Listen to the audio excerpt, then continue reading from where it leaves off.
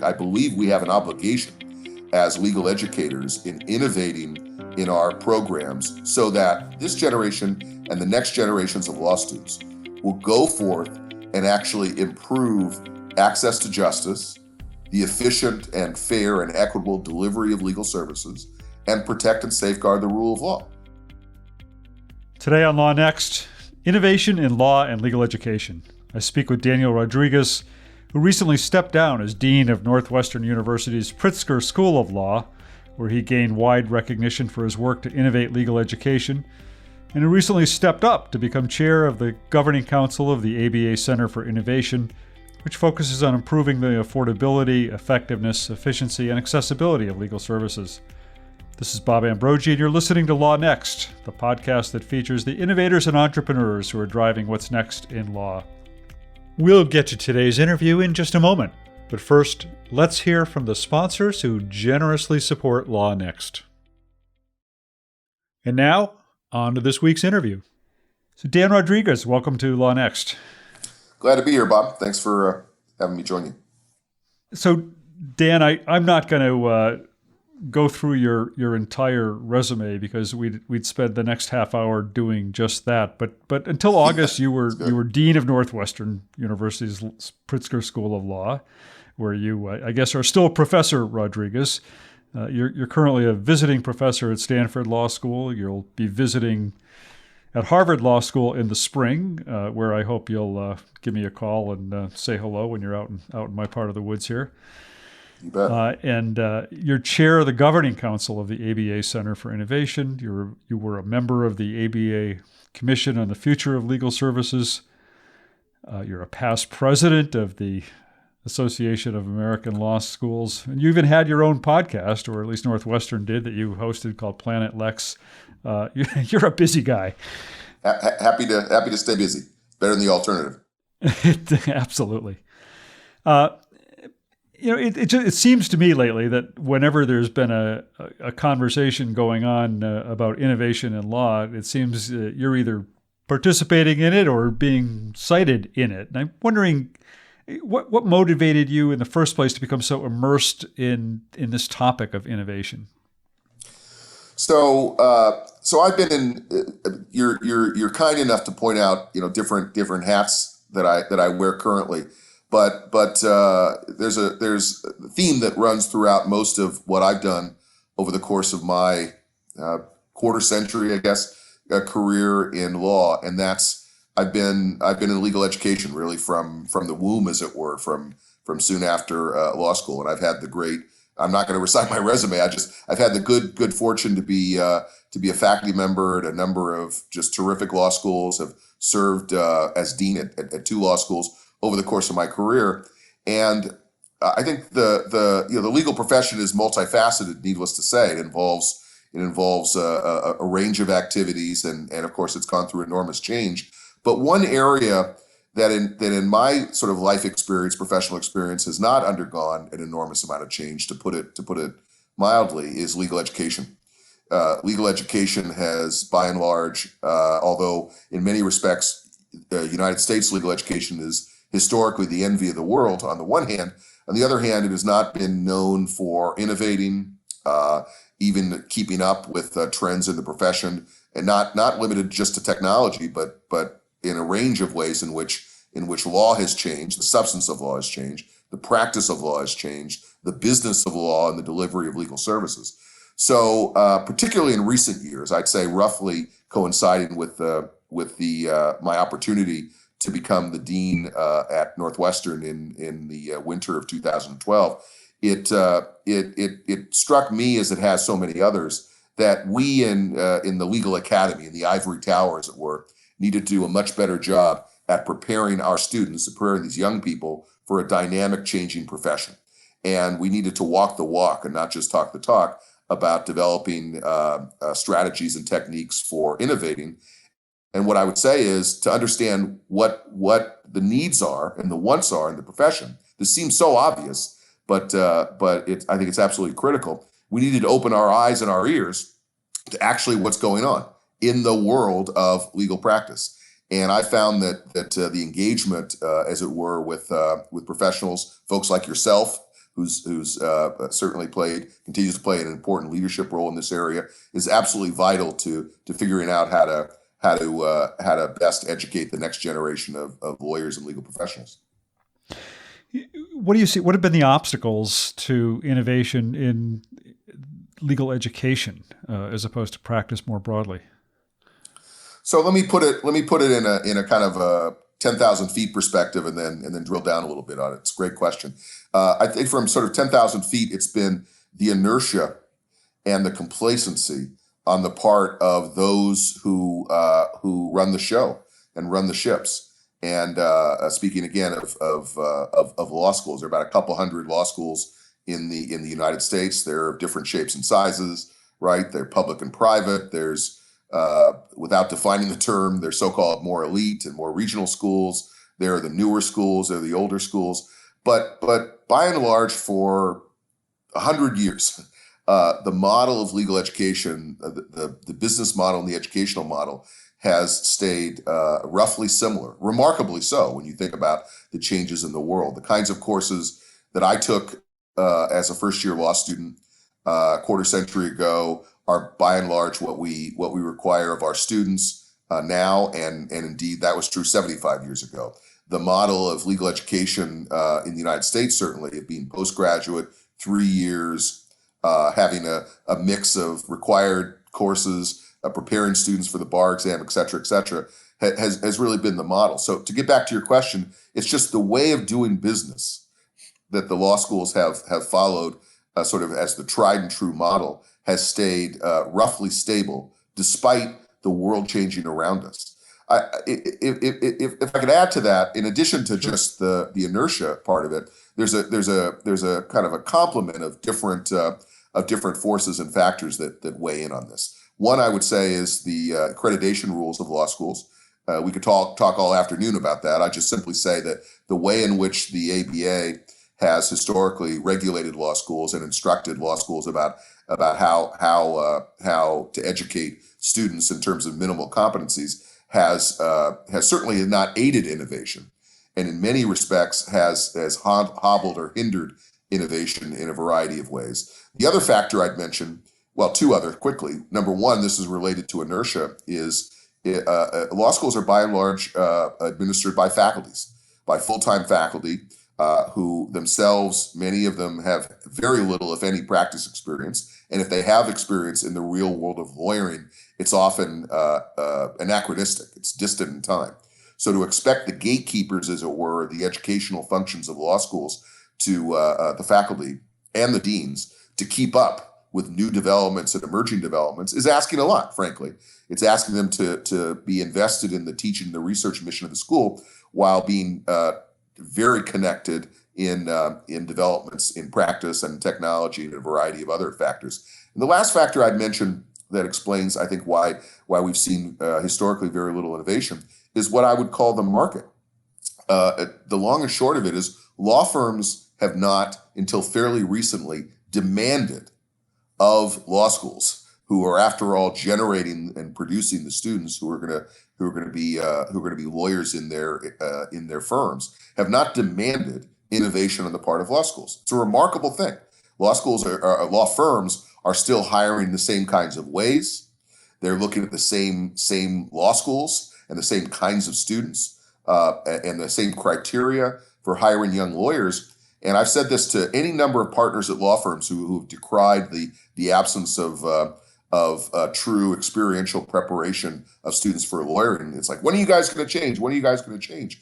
And I've said, when you start demanding real change on the part of law schools is when law schools as a collectivity will start to innovate. It's a simple message, but it's an important one. The market incentives are what drive innovation in our world as in so many other parts of the profession. I had a guest on this podcast not long ago was Dan Lena, who's now a visiting professor at Northwestern. And of course, he's put together this law school innovation index as a kind of a beginning attempt to chart in innovation at law schools. And it seems that one of the challenges of that is defining just what that looks like. So, I mean, in your mind, what is it that law schools need to be doing to innovate or to be better serving their students and the market in general? Well, I'm glad you mentioned Dan's index, and I think it's great when stakeholder groups and other organizations start to evaluate and examine law schools on criteria other than this sort of holy grail of U.S. News and World Report and rankings. I say that even though my law school, Northwestern, is highly ranked. Notwithstanding that, the fact is that You measures, were one of the big bubbles on his chart.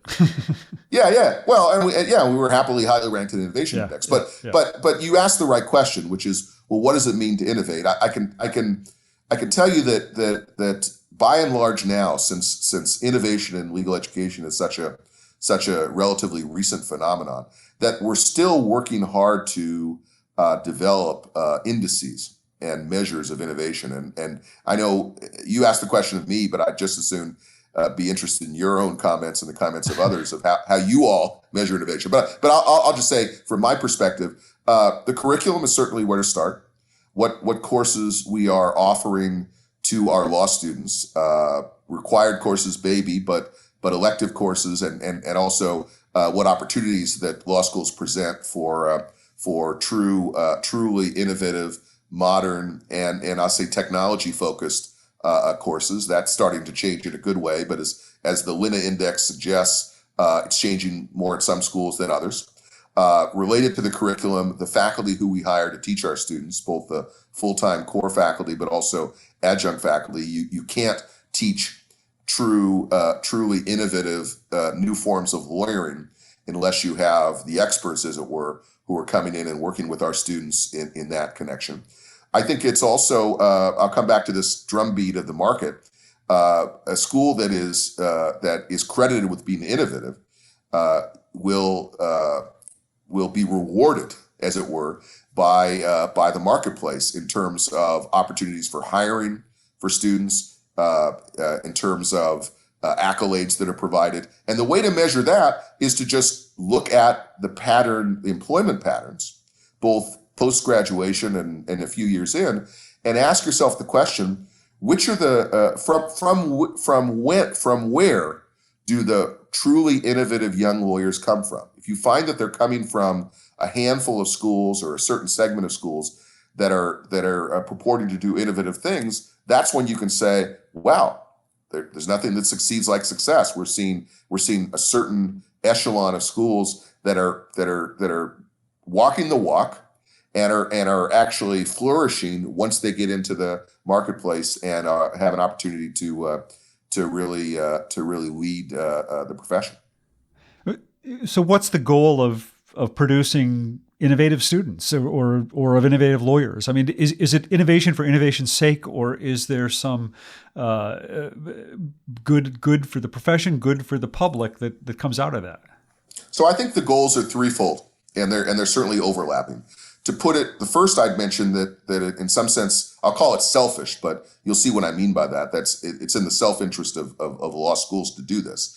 One goal is to create graduates who can, as it were, punch above their weight class. That is succeed in employment, not only getting employment, but succeeding once they get there in a way where the school can credibly pat themselves on the back and saying, we're training a new generation of lawyers who are actually succeeding in the profession compared to our competitors, because we're also in a competitive business in law schools. So that's one. Number two is we want these graduates to actually foment and facilitate change in the environments in which they are. Now, we have to be very realistic. How much change is going to be fomented by a young associate at an AmLaw 100 law firm?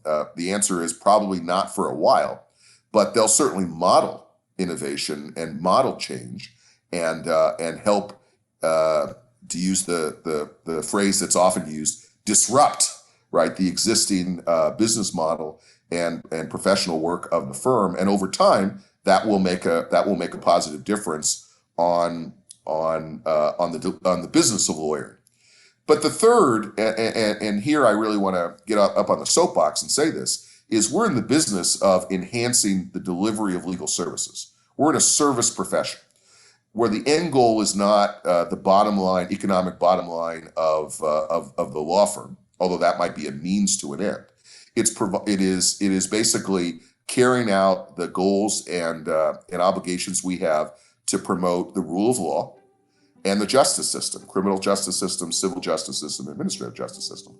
So I think we have I not only think, I believe we have an obligation as legal educators in innovating in our programs so that this generation and the next generations of law students will go forth and actually improve access to justice, the efficient and fair and equitable delivery of legal services, and protect and safeguard the rule of law. Now, are they going to do that on a daily basis? Are they going to do that? How is that married with with the demands of lawyering, all of that? Those are complex issues. But I think we have to, you asked the right question, because we have to have, our eyes on the prize, and the prize is enhancing the delivery of legal services in our system. Dan, stay with me. I'm going to take a short break, and we'll be right back to talk more about innovation in law.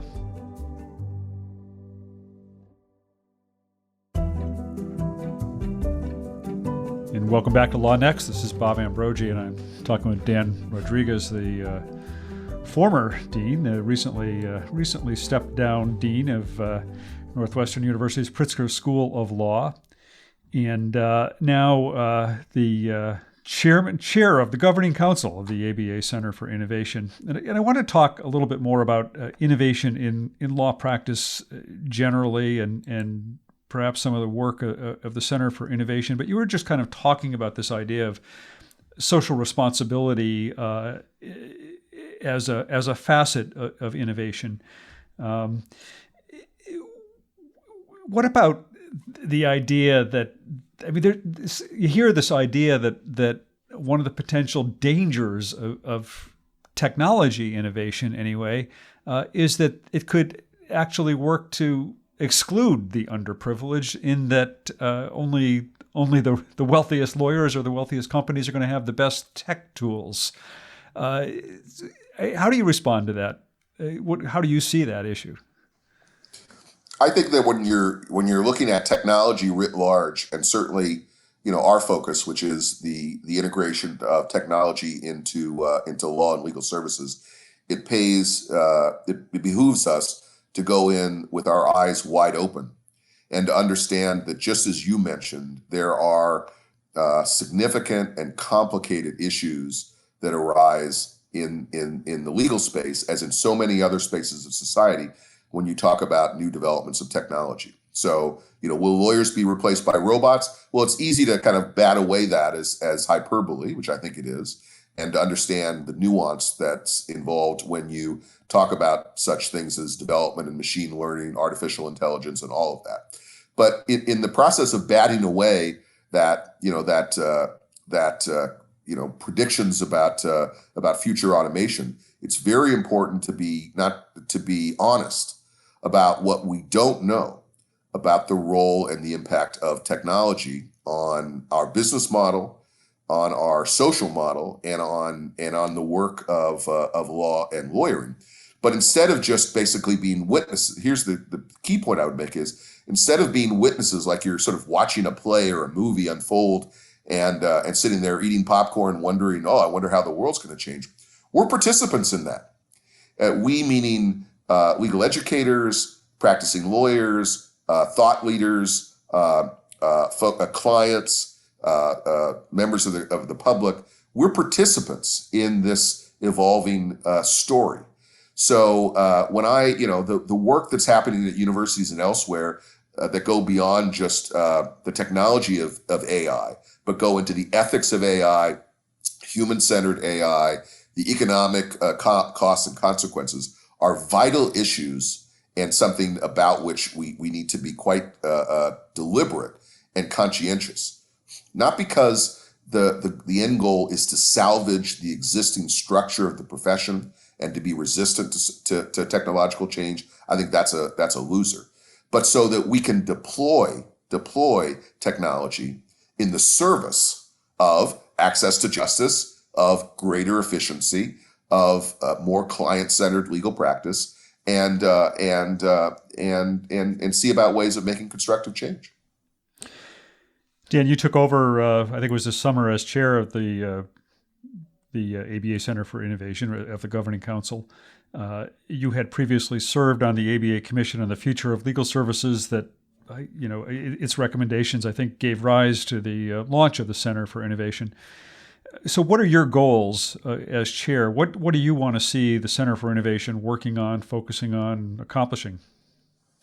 So I'd say three things, three sort of buckets, as it were, to put it crudely. One is as a center, we're essentially functioning as a catalyst to innovation in the legal space. So it's not a group of scientists in a laboratory concocting new technologies, although there are certainly members of the governing council, I'm not one of them, who are quite adept at thinking about developing apps and other technology. That's great.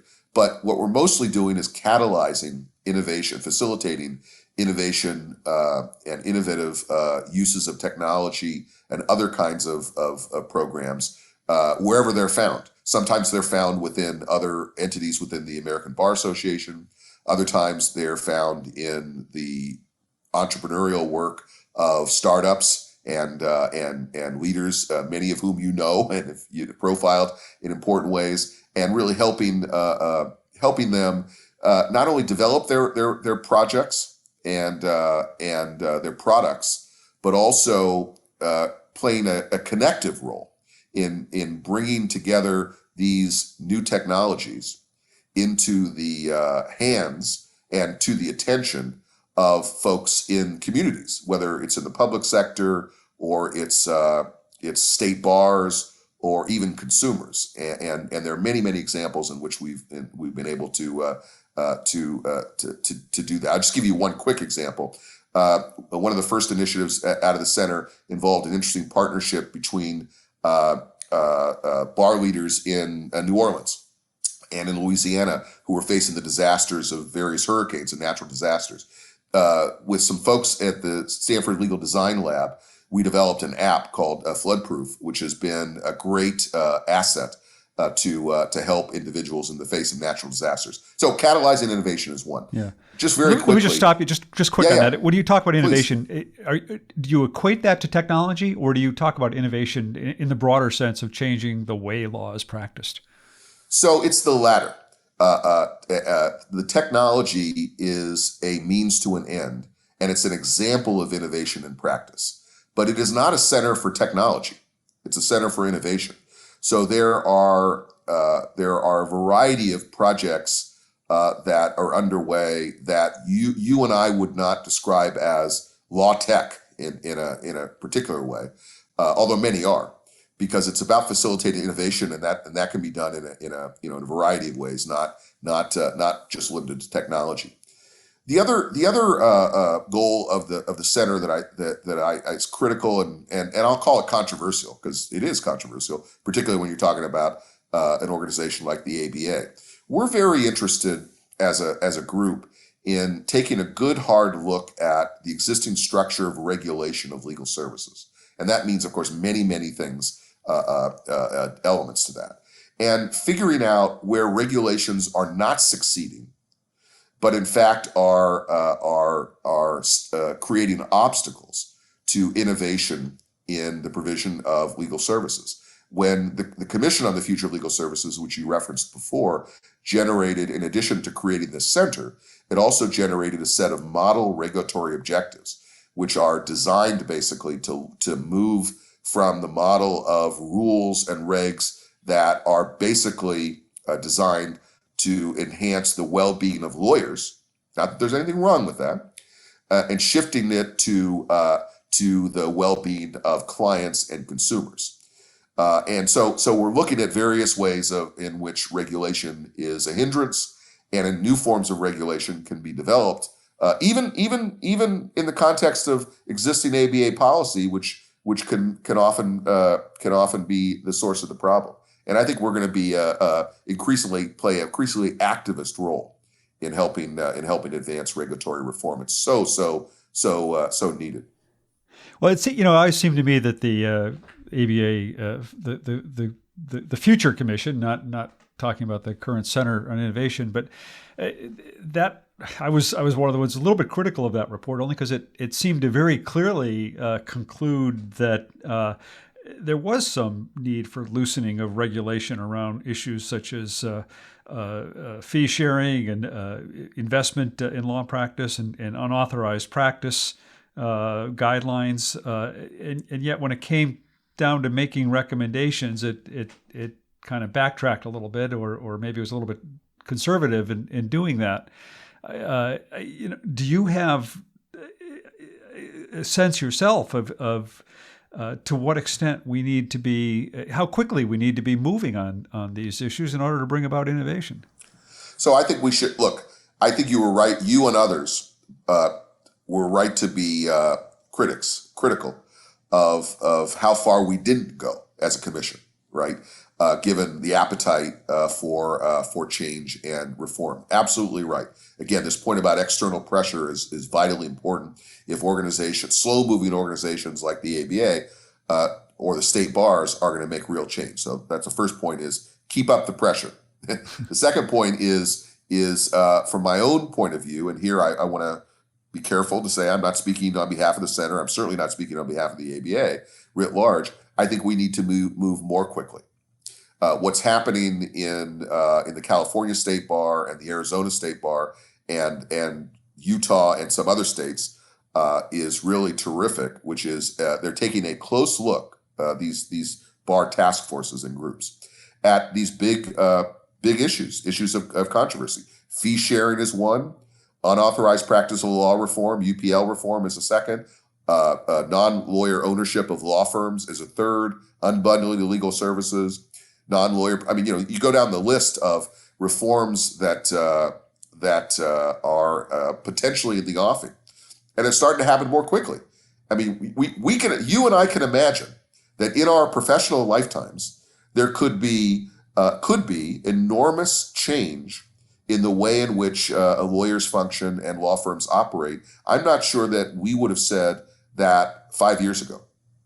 So I am cautiously optimistic that out of the work of the center and again, visionary state bars and important thought leaders and action leaders, we're gonna see some real adaptation and innovation in areas that cry out for that kind of work. Well, I mean, does that need to happen for there to be real change in the delivery of legal services? I think so. Yes. Although, of course, the devil's in the details, right? The debate is what that includes, right? To think like a lawyer, right? So, just to take one example, non-lawyer investment in law firms. We've had these conversations collectively, right, on Twitter, or social media, regular media. Is that a panacea? No, I don't think it's a panacea. Will it make real substantial change in terms of the access to justice crisis? I honestly don't know. But do I think it should be tried? As an experiment, at the very least, in the same way that we're seeing in other parts of the world? Yes, I do. So here's how I would summarize it. No particular innovation on the checklist of innovations that many of us have been calling for. No one single innovation is going to be a magic bullet and address the access to justice crisis and promote great delivery of legal services. What the combination of reforms will do, though, and the combination of disruptive innovations will do, is give us a basis upon which we can scrutinize, analyze with the benefit of data and rigorous analysis what reforms are making a difference and moving the needle, what reforms are having unintended consequences that are actually setting us back, and what reforms are about which we can be more ambivalent. We simply do not have, remarkably, given that we have 50 different state jurisdictions in the U.S. regulating legal services, which is its own interesting issue. Remarkably, we have very few by way of what social scientists call natural experiments, which is to say different states trying radically different things in order to give us a basis to assess what's really working and what's not working. Yeah, we have no there is no evidence-based science in law. Basically, Right. I don't know. Remarkably. Yeah, is that something the Center on Innovation is working towards? I mean, I know that Harvard has a program that's working on that, and some other programs have come along. But how do we develop that science? It's really interesting you bring that up because the one recipe for insomnia, I suppose, is to start talking about big data and data collection and how important it is to do that. But I got to tell you, if we made one signal contribution in the lifespan of the center that I think would be the most impactful that we could do as a group of stakeholders, it would be number one, to use your terminology, which I think is the right one, is push and facilitate the profession toward evidence-based assessments and analysis using reputable modern techniques of how to do that in order to examine cause effects, proposals, experiments, etc. And second, and relatedly, collect data. It's remarkable how little data is actually collected, to say nothing of analyzed, about the performance of legal services. It sounds boring. That's why I say it's a recipe for insomnia. It's like, oh, you guys are going to be in the business of assembling data. But if you don't have the data, it's garbage in, garbage out. If you don't have the data to use in making these assessments, you don't have anything. Yeah. I asked you before about what you see as obstacles to innovation in law schools. Let me ask you the same question with respect to the profession more generally. I mean, we've talked about professional regulation. We've talked about data. Are there other obstacles that you see that are hindering innovation in the profession? So one set of obstacles, I think that historically has been a set of obstacles, is now turning, I think, steadily toward an opportunity, and that is demands of clients.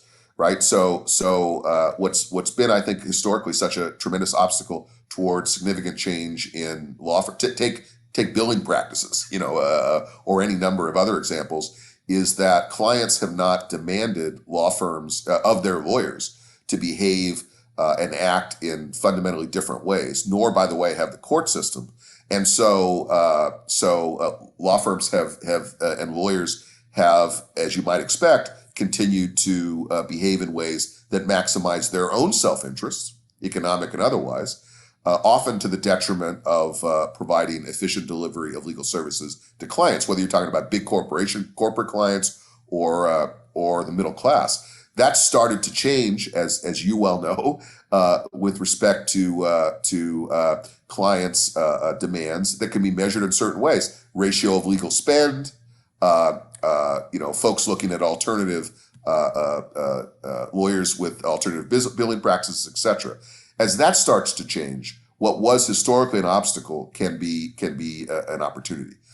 Number one. Number two, quickly, I would say, is the labyrinth of rules that exist in our judicial process. Right, the many of them that are anachronistic.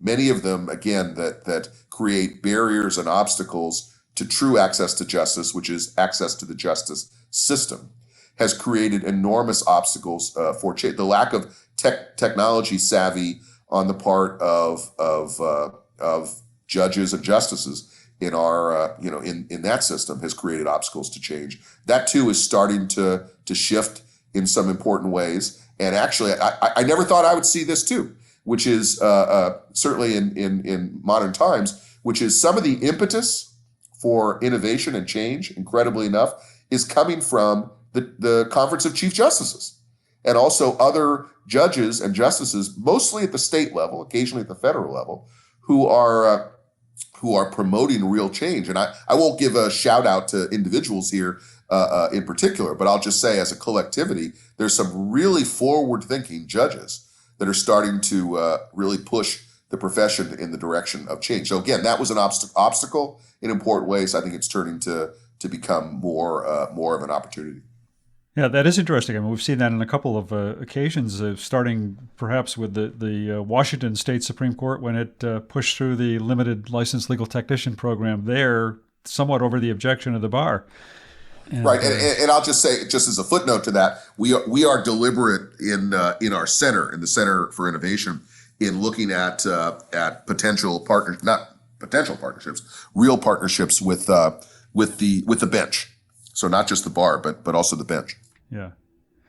I listened to your, or rather, I read your.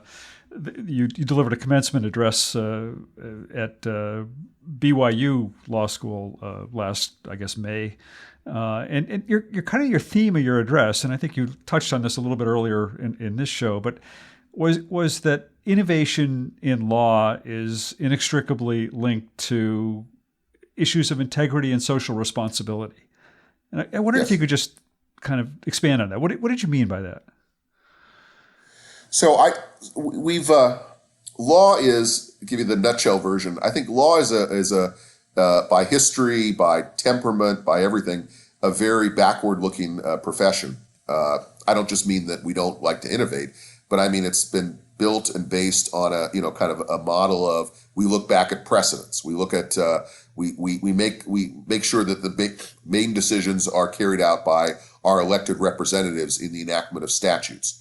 And we think of law as as a cautious profession, and indeed lawyers in business settings and in the law firm settings as creating the guardrails, right? As the framers put it, the wise restraints that keep men and women free. But that is it taking an important turn, and needs to take an important turn in a world in which change is dynamic, fast moving because of pressures of technology, globalization, and the like. And so my point is, not only do lawyers need to adapt because they need to keep relevant and financially successful, they need to adapt because we have a social responsibility as citizens to help facilitate important change, because this change, and I'll again use the example of technology, is change that can be extraordinarily impactful at redressing social inequities, at assuring access and opportunity, at facilitating all of the good works that a society does. And I referenced in my commencement speech de Tocqueville, who wrote almost 2 centuries ago, right, about the United States being a nation of lawyers, and how that was the new aristocracy. Well, it remains the aristocracy in important ways. My point is, if we have, as we do, such an important social status as lawyers in the legal profession, I mean, long have had that status. That status comes with an obligation and a responsibility to be at the vanguard, at the front of the line, in terms of facilitating progress, but also, to harken back to a point, Bob, that you mentioned in this conversation, also looking at the consequences of technological progress, and making sure that we are undertaking that in socially responsible ways. So I think it really is an obligation that we face. And I was saying this to a group of law graduates who are graduating to go forward, to see that as an important part of our responsibility as those of us who have the privilege to be lawyers in modern society.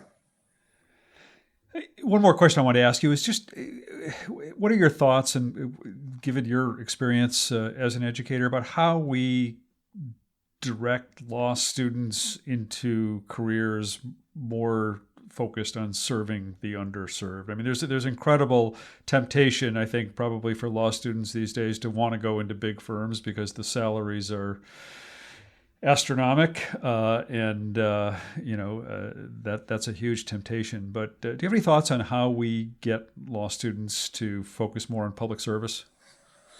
Sure. I have a somewhat different take on this than many of my friends and colleagues, and of course great leaders in the profession like Ralph Nader and others who have long argued that we have an obligation in law schools to create more public interest lawyers and public sector lawyers. And in some ways we should be, this caricatures the position a little bit. So, to some extent, we should steer our graduates away from the siren song of big law and more toward public interest. Now, let me just say, of course, I think we do need more public interest lawyers. But what I think that the reality of the situation is, most of our graduates are going to go into a private sector legal jobs, some in big law, but throughout the profession, and they will not make their entire careers or even most of their careers in public interest law as we define it. So given that reality, and that reality is the consequence of many, many factors, not the least of which is the high cost of legal education, another topic for another time. But I think that our responsibility then is to create public interest-minded lawyers. So I don't care whether they're going to work for Kirkland and Ellis and making gigantic sums of money, or they're working for a state government agency, or they're becoming entrepreneurs.